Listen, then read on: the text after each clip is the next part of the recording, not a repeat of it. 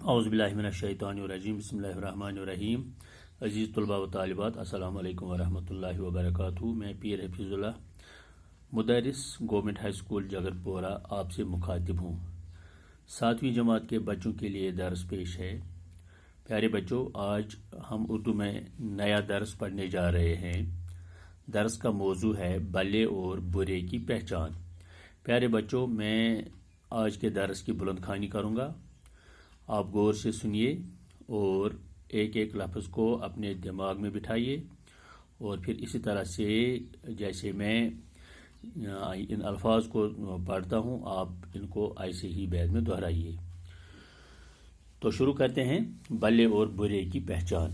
نیک آدمی اپنے دشمنوں کے ساتھ وہ سلوک کرتے ہیں جو چندن کلہاڑی کے ساتھ کرتا ہے۔ کلہاڑی اسے کاٹتی ہے مگر وہ اس کی دھار کو خوشبودار کر دیتا ہے۔ اس لیے چندن کو یہ عزت حاصل ہے کہ دیوتاؤں کے سروں پہ جگہ پاتا ہے، اور کلہاڑی کی یہ درگت ہوئی کہ اس کا منہ آگ میں تپا کر ہتھوڑوں سے پیٹا جاتا ہے۔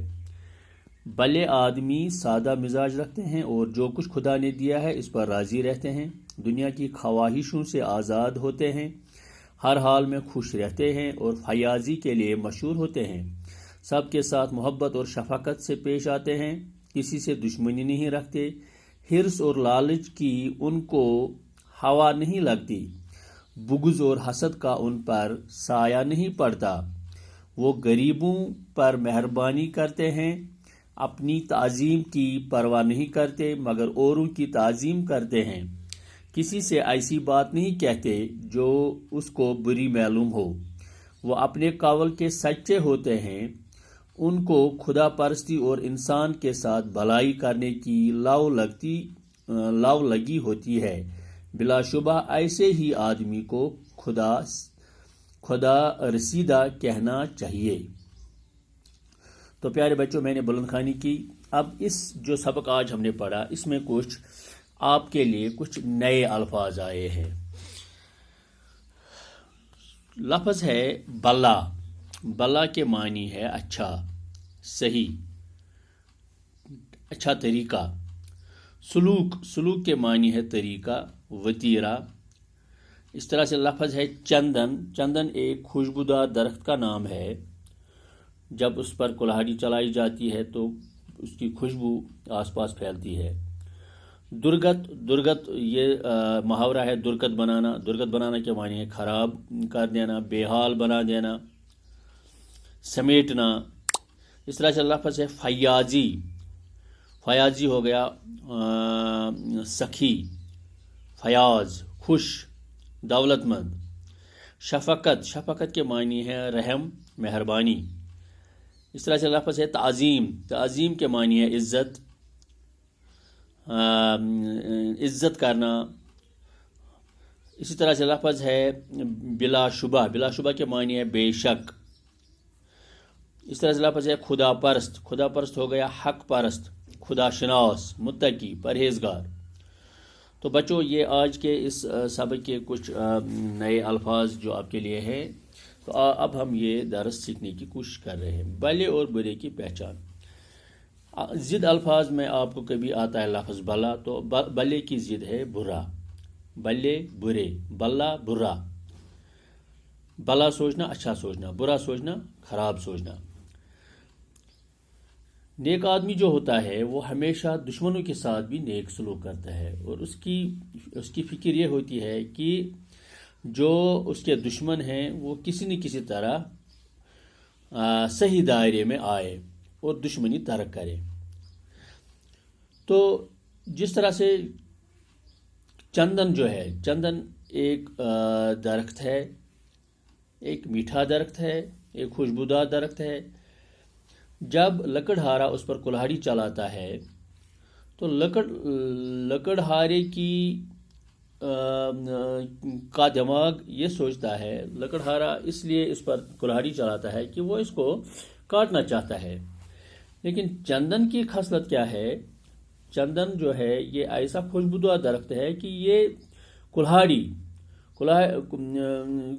جو اس کے کاٹنے کے در پہ ہوتی ہے، لیکن کلہاڑی کی دھار جو ہوتی ہے اس کی دھار کو یہ مشک سے بھرتا ہے، اس کی دار کلہاڑی کی دار کو یہ خوشبودار یہ بنا دیتا ہے۔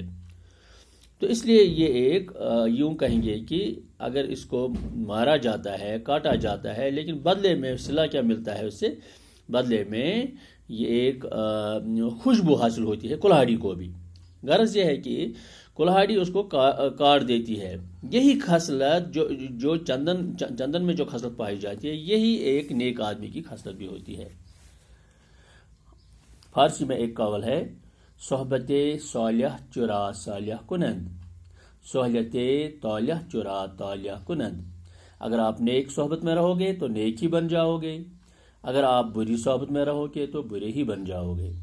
تو اسی طرح سے بچوں، اگر ہم یہ جو چندن جو ہے، چندن کلہاڑی کو بھی خوشبودار بنا دیتا ہے۔ تو یہی اسے عزت کا مقام ملتا ہے اس چندن کے درخت کو۔ یہی عزت کا مقام نیک آدمی کو بھی ملتا ہے جو دوسروں پر خوش اثر ڈالتا ہے، بہت اچھا اثر ڈالتا ہے، جو یہ مطلب اچھی صحبت ان پر بھی ڈالتا ہے۔ تو یہاں مصنف نے یہ مثال دی ہے کہ یہ کلہاڑی کی درگت کیسے بنتی ہے، کلہاڑی کیسے کلہاڑی بن جاتی ہے، کس طرح سے لوہار اس کو پیٹ کر تیار کرتا ہے، جبکہ یہ چندن جو ہے، چندن کس طرح سے یہ بادشاہوں کی جگہ لیتا ہے، دیوتاؤں کی جگہ لیتا ہے، کیونکہ اس کی خوشبو سارے ماحول کو معطر کر دیتی ہے۔ یہ بلا آدمی جو ہوتا ہے، نیک آدمی جو ہوتا ہے، پارسا جو ہوتا ہے، متقی جو ہوتا ہے، وہ سادہ مزاج رکھتا ہے۔ جو کچھ اللہ اس سے دیتا ہے وہ اسی پر راضی ہو جاتا ہے، اور اسی کے اللہ کی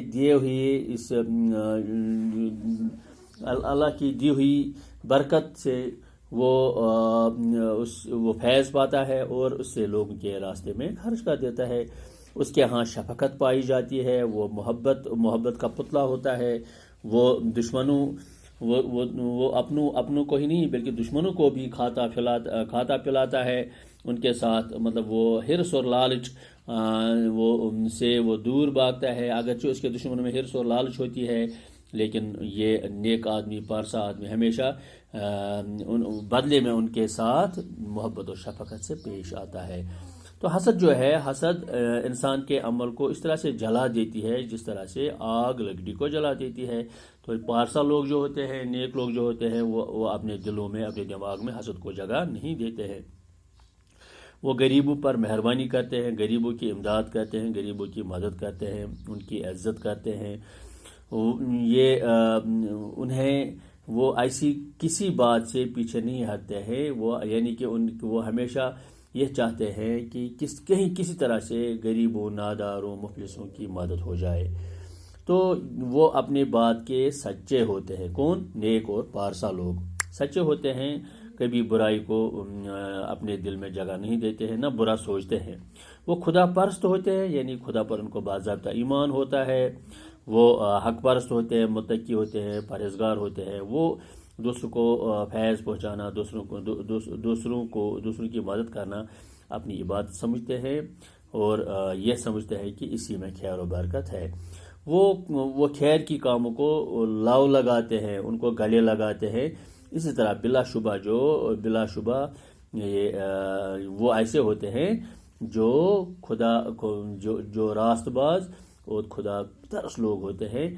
تو بچوں، آج کے سبق سے ہمیں یہ پتہ چلا کہ ہمیں اپنے اندر نیکی، پارسائی اور خدا پرستی پیدا کر لینی چاہیے، تب جا کے ہم بھی غریبوں، مفلسوں اور ناداروں کی مدد کر سکتے ہیں۔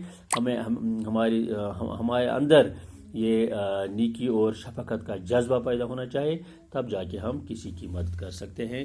کل بچوں آگے پڑھیں گے۔ وما علینا الا البلاغ المبین۔